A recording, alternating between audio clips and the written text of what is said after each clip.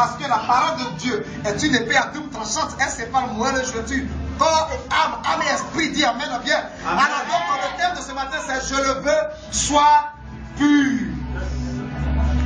Je le veux, sois pur. Je le veux. Faut t'asseoir après. Sois pur.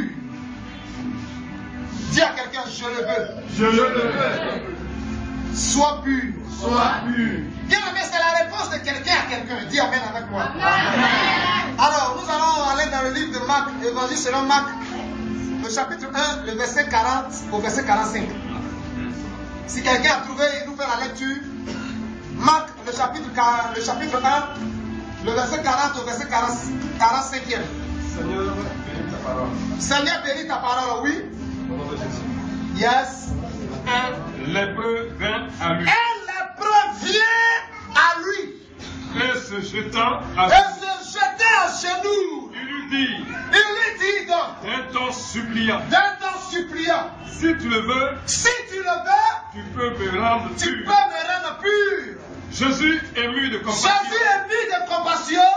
étendit la main, le toucha, et dit, je le veux, sois pur. Aussitôt la lèpre le quitta. Et il fut purifié. Jésus le renvoya sur le champ avec de sévères recommandations. Il lui dit donc, garde-toi de rien dire à personne, mais va te montrer au sacrificateur. Offre ta purification Et offre pour ta purification ce que Moïse a prescrit dans la parole de Dieu, afin que cela serve de témoignage. Mais cet homme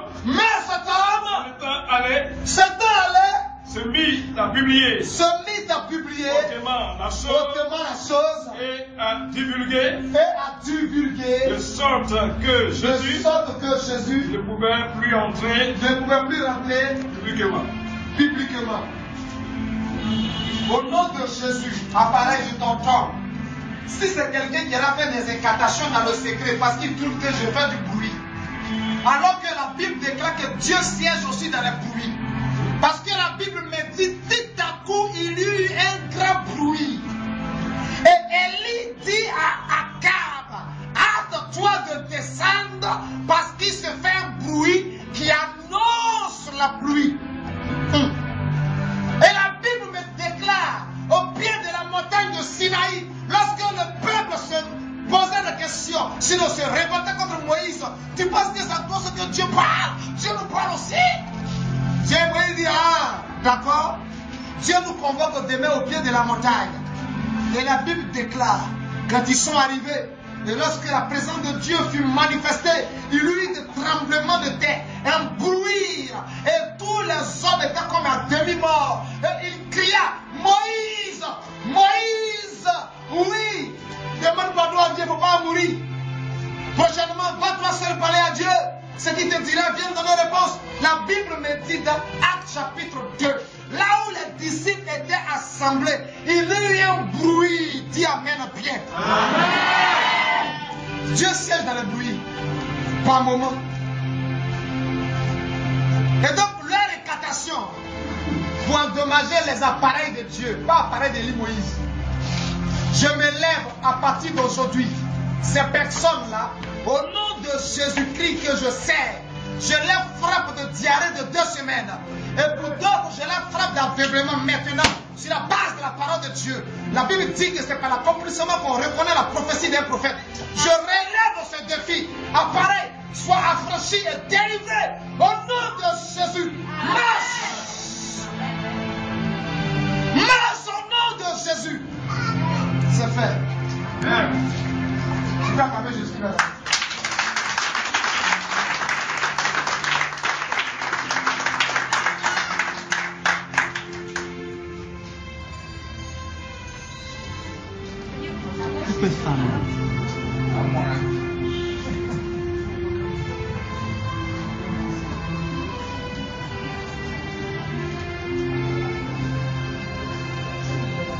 marcher et puis tester. Vous me suivez ici, c'est ici on parle. Je ne veux soit pur. Bien aimé, je vais vous introduire ce matin. Jésus-Christ n'est pas venu pour les bons. Ou bien, il n'est pas venu aussi pour les justes. Ou pour ceux qui sont guéris. Ou pour ceux qui sont aisés dans cette vie-là. Quand je dis aisés, c'est-à-dire qu'ils sont assis financièrement, qui n'ont pas de problème d'après eux. Mais il est venu plutôt pour les malheureux, pour les accabler et pour les rejeter de la société, de ce gouvernement, même de leur propre famille. C'est pour cela que Jésus-Christ est venu. Alors, à partir de ce matin, je vais dire à quelqu'un que Dieu te donne un exemple. Au travers de la vie d'un jeune homme ou d'un monsieur qui lui aussi a traversé des moments, je dirais, plus pénibles, plus durs, plus compliqués que celles que tu vis aujourd'hui. Alléluia. Amen. La Bible nous parle d'un lépreux. Un homme lépreux. Bien aimés frères et sœurs, un homme lépreux. L'homme est composé de quoi?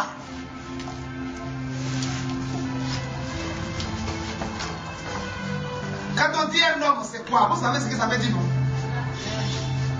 Attends, je parle de mots, mais je parle de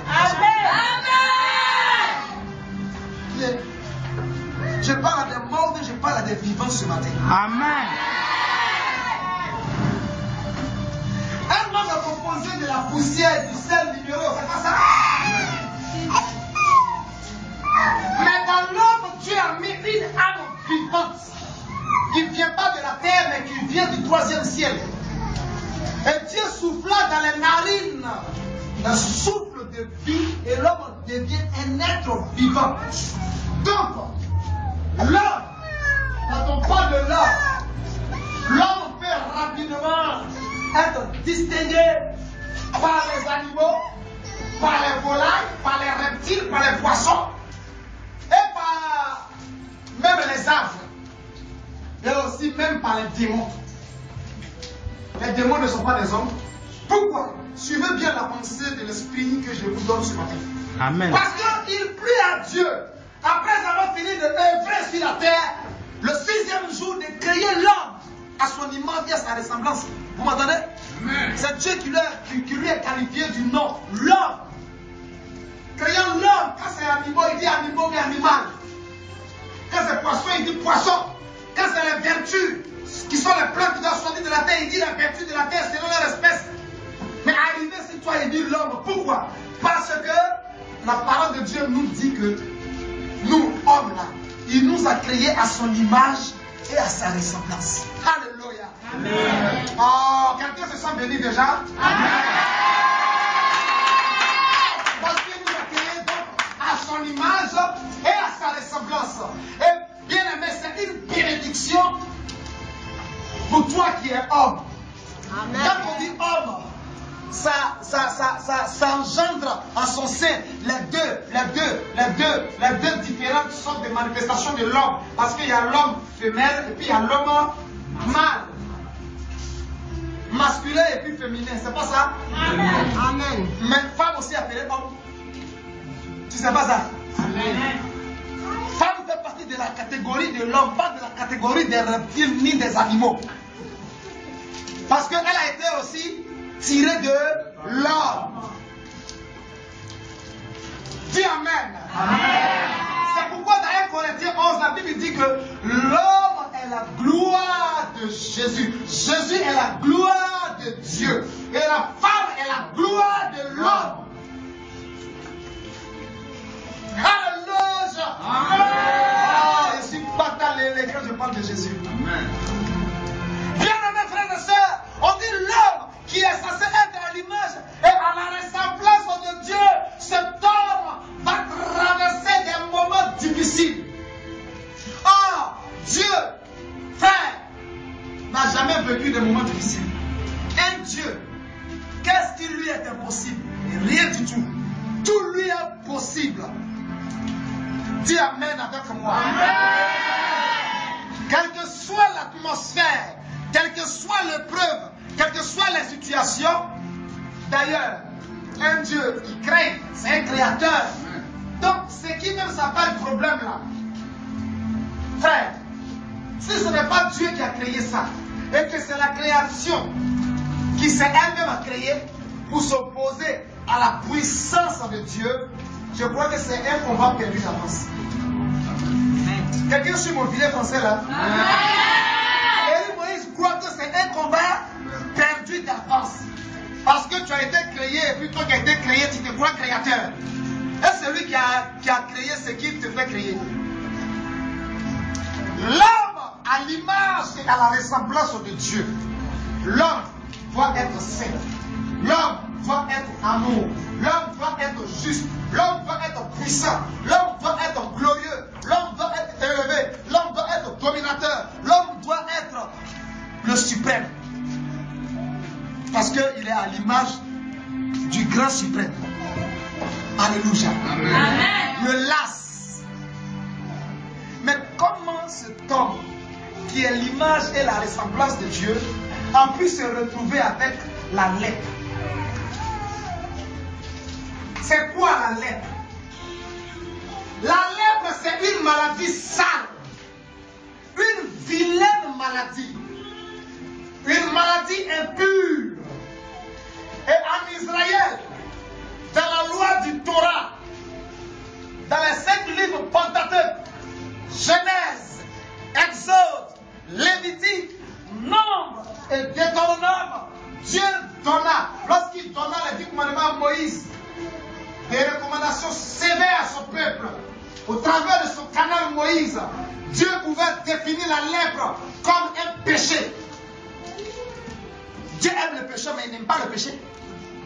Comme quelque chose d'impur, de souillé.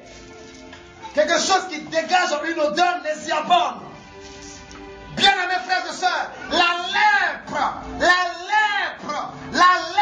n'est pas un don. C'est une malédiction. La lèpre n'est pas une solution, c'est un problème. Et en Israël, tous ceux qui ont la lèpre, ou tous ceux que la lèpre vient s'attacher à eux, ces personnes-là sont déclarées maudites par la société, par les hommes, et aussi par Dieu lui-même. Mais comme Dieu sait que ces hommes-là, ils ne sont pas nés avec la lèpre, il les a créés à son image, à sa ressemblance, il n'y avait pas de lèpre en eux. Alors Dieu donc prend le soin par moment de donner une solution à l'homme qui a sur lui la lèpre. Alléluia. Amen. Et quel est le plan de Dieu pour cet homme? De le faire sortir de là.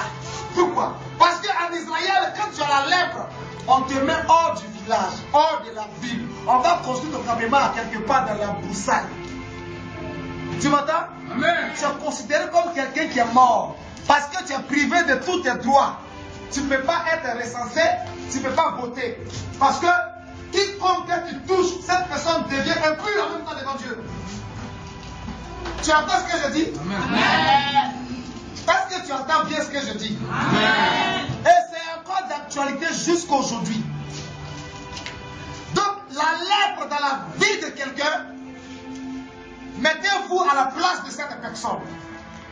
Alléluia. Amen. C'est une personne rejetée. Rejetée par la nation. Rejetée par qui encore? Par sa région, rejetée par son village.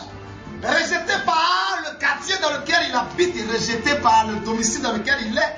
Même sa propre maman va le jeter dehors. Son papa va le jeter dehors. Pourquoi? Parce que nous sommes censés toujours être saints devant Dieu. Toujours censés être des gens agréables aux yeux de Dieu. Alors que la lèpre nous rend sales devant Dieu. La lèpre nous éloigne de la présence de Dieu. Donc même si c'est ton papa, même si c'est ton enfant, même si c'est ta femme qui a eu cette maladie, il t'est difficile d'approcher de lui. Sinon tu deviens aussi comme lui. Et comme je sais que plusieurs parmi nous, nous ne voudrons pas aller en enfer, nous préférons faire quoi? Nous préférons nous éloigner de telles personnes. Donc vous convenez avec moi ce matin que ce monsieur, cet homme en question là, il vivait un problème vraiment difficile.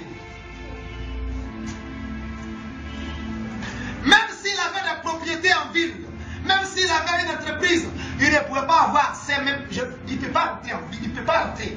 On l'interdit même de rentrer. S'il insiste, on va le lapider caillou, il va mourir. Mais il doit rester là-bas jusqu'à ce qu'il soit purifié.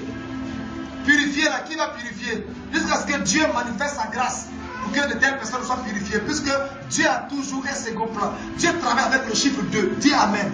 Amen. Le premier chiffre, Satan pense avoir Dieu. Mais le deuxième là, c'est le petit crochet de Dieu. Sinon, c'est le petit crochet de Messi. Ou de Cristiano Ronaldo. Pour tuer le match. Dis Amen bien. Amen. Donc au point numéro 1, un homme lépreux. Et je viens d'expliquer ce que la lèpre signifie. Tu es d'accord avec moi?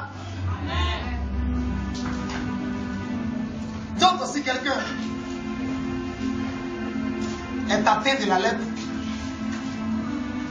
ça veut dire qu'il a échoué à la vie. Qu'il ne peut plus rien devenir. Tant qu'il ne reçoit pas la grâce d'être purifié par Dieu.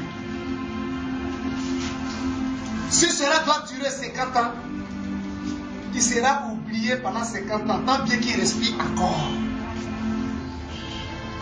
Il ne pourra pas avoir accès à la ville, ni à l'église pendant 50 ans. Si cela doit durer 80 ans, donc dites-moi, de telle personne-là, il est mort ou bien il est vivant? Peuple de Dieu, répondez-moi. Il est mort. Il est mort ou bien il est vivant? Il est mort. Vous savez, je ne suis pas un prédicateur éloquent. Mais je dis ce que Dieu met dans ma bouche de dire. Et Dieu est fier de moi. Parce que tout ce qu'il me touche, c'est ça qu'il dit. Je n'invente rien, je n'augmente rien, parce que cela me sera redemandé devant le trône blanc, lors du jugement. Parce que je sais qu'il y a mouru. Comme tu sais que toi, tu as mouru. Et tes œuvres là vont parler à ta place. Elles vont déterminer la mort éternelle ou bien la vie éternelle. Et donc, quand tu es conscient de tout cela, tu fais ce que Dieu te demande de faire, pas plus, pas moins. Alléluia! Amen. Alléluia! Amen. Bien aimé, aujourd'hui, toi tu peux ne pas avoir la lèpre, mais tu peux avoir une situation dans ta vie qui est synonyme aussi à la lèpre. Cette situation ou ce problème ou cette difficulté, ou bien cette difficulté a fait en sorte que tes plus proches s'éloignent de toi. On recrute les gens, on ne peut pas te recruter aussi.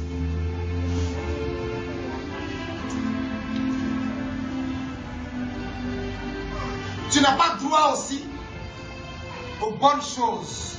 Quand on dit bonnes choses, bien entendu, tu as un esprit, tu as une conscience. Tu as aussi une âme. Tu as la volonté, tu as des émotions, tu as des désirs. Tu peux comprendre dans les choses là qui sont bonnes, à ton avis, à toi, qu'est-ce qui peut sembler être bon. Donc on t'a privé aujourd'hui. Quand je dis on, je m'adresse au gouvernement. Quand je dis on, je m'adresse à ta nation. Quand je dis on, je m'adresse aux différentes entreprises, sociétés. Quand je dis on, je m'adresse aux hommes, aux femmes et aux enfants qui ne te respectent même pas, qui n'ont même pas d'égard pour toi. Parce que certainement tu as la lèpre. Tu as une situation qui est synonyme de la lèpre sur ta vie. Et elle t'a fait isoler, tu vis dans l'isoloir. Et tu es là-bas seul dans la solitude. Plusieurs personnes aujourd'hui se voient dans la solitude. Parce qu'il n'y a personne qui croit en eux. Il n'y a personne qui les consulte. Il n'y a personne qui vient leur demander conseil. Il n'y a personne qui les associe aux choses. Ils se voient toujours seuls. Mais qu'est-ce qui a provoqué la solitude en toi? Certainement, il y a eu une lèpre manifestée. Dis Amen. Amen. Dis Amen bien. Parce que Amen. je sais que je parle bien. Amen. Si tu veux pouvoir me dire ça, moi-même je sais ça. Amen. Je sais que je parle bien. Bien, je sais ça. Bien aimés frères et sœurs. Donc cette personne a perdu tout dans sa vie à cause de la lèpre qu'il avait sur sa vie.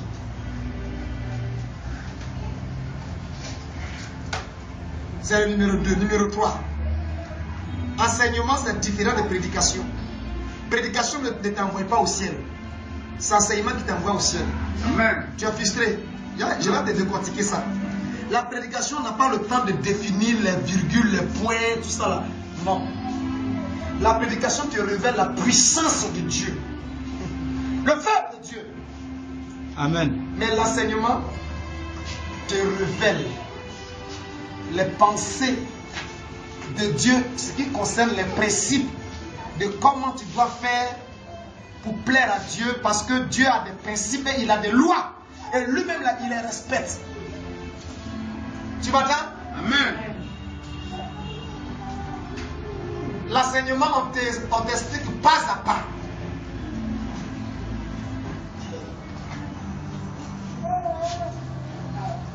La prédication, je te dis, si tu crois au Seigneur Jésus, tu es sauvé. Et donc tu dois être baptisé maintenant même. L'enseignement te dit oui, tu es sauvé, tu dois être baptisé maintenant même, mais tu as besoin de savoir ce que tu dois dire pendant l'ordre du baptême. Qu'est-ce que le baptême même signifie?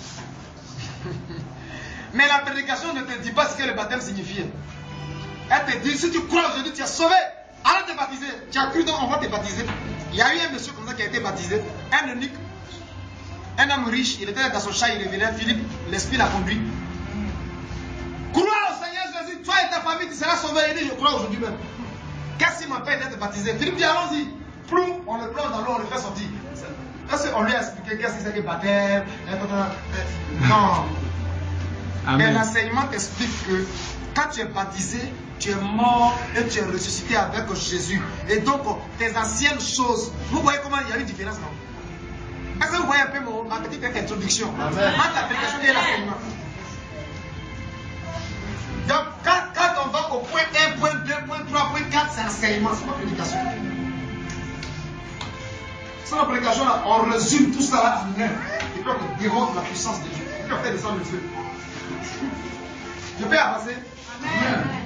Quelqu'un est béni déjà même? Amen. Amen. Tu dois dire pas ma prédication, moi je l'aime, parce que ça vient déjà de Dieu.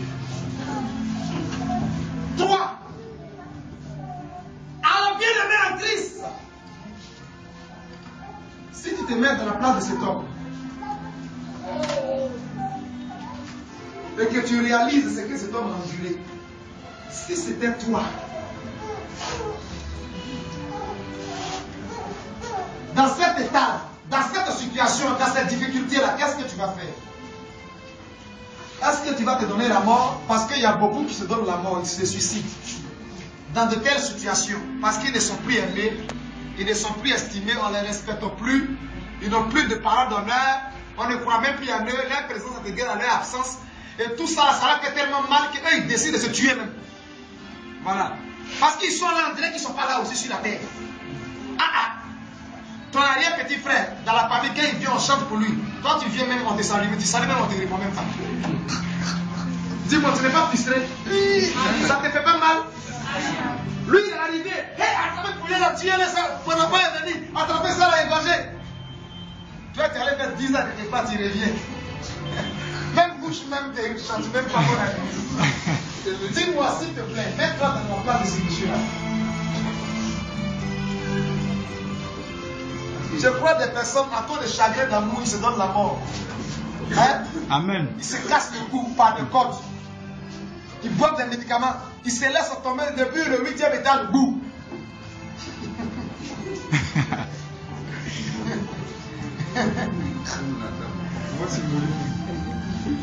Je crois des personnes parce qu'ils ont échoué à plusieurs, ils avaient plusieurs concours, ils décident même de se tuer. Il y a des choses qui se vivent sur la terre. Que tu le crois ou pas, là, ça se vit beaucoup.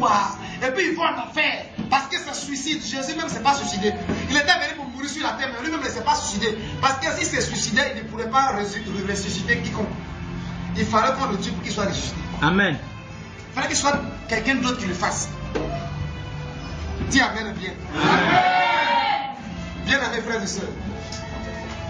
Alors donc, si nous sommes déjà dans la peau de cet homme, et que nous réalisons ce que cet homme a enduré, et que nous réalisons aujourd'hui ce que nous endurons chaque jour, quotidiennement, every day. Et parlez-moi après aujourd'hui. Amen. Every day. You are a religion. Hey, quoi? On est calmé. Que Dieu soit béni. Amen. Numéro 4. Alors, cet homme va faire quelque chose de très important dans sa vie, que toute l'humanité doit prendre pour exemple. Quand on vit de telles souffrances, de telles humiliations, de telles difficultés, de tels problèmes ou situations sur terre, dans ces situations-là, le monsieur a réfléchi jusqu'à... Et il va faire quelque chose que je t'invite aussi à le faire aujourd'hui. Amen. Que j'invite la Côte d'Ivoire, l'Afrique même entière à le faire aujourd'hui. Que j'invite les 4 autres continents à le faire aujourd'hui. Parce que, écoute, c'est pas toi seul qui as problème, hein. Tu penses que tu as problème sur la terre. Wow. Ce que tu as là, ça semble être bébé gang. Quelqu'un qui va le raconter dans la rue, ce qu'il va te raconter là, pour lui là, son problème là 100 ans. Son problème là a eu des petits-fils, des arrière-petits-filles. Amen. Alors que toi, tu penses que tu es la seule personne sur la terre. À cause de ça, tu as perdu toute espérance. Tu n'as même plus d'espérance. Tu viens chanter, tu vas dans les prières, mais quand on sort là, tu ne crois pas à quelque chose. Ça te plaît parce qu'il y a de l'ambiance, il y a la chaleur. Dans l'assemblée, le pianiste joue bien, les gens chantent bien, l'homme de Dieu parle bien, les gens dansent bien, et tu es heureux pour 5 minutes. Et dès que tu sors là, c'est fini. Amen. Bien-aimés frères, bien-aimés sœurs, cet homme va faire quelque chose que j'invite toutes tribus, tout groupe ethnique, toute région, tout campement, tout village, toute ville, tout pays, tous les continents qui existent sur la terre à prendre pour exemple. Parce que frère, ce qu'il a fait lui a donné des fruits positifs. Amen. Lui a donné des fruits de l'impossibilité qui est devenue possibilité. Il va faire quelque chose, frère.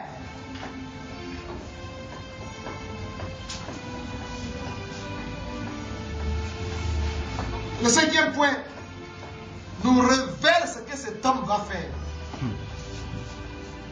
Waouh, super. Super parce que je perçois une révélation de la parole de Dieu. Amen. Pas une révélation sur ta vie. Amen. Et comme c'est la parole de Dieu, c'est une révélation qui te concerne. Amen. Parce qu'elle est un miroir dans lequel on se mire. On voit nos erreurs, nos défauts qu'on essaie de corriger avec l'esprit. La Bible dit ce qu'il va faire. Il va venir. Quelqu'un va me dire, mais c'est ça là que je n'ai jamais entendu. C'est ça là que je n'ai jamais fait. Waouh!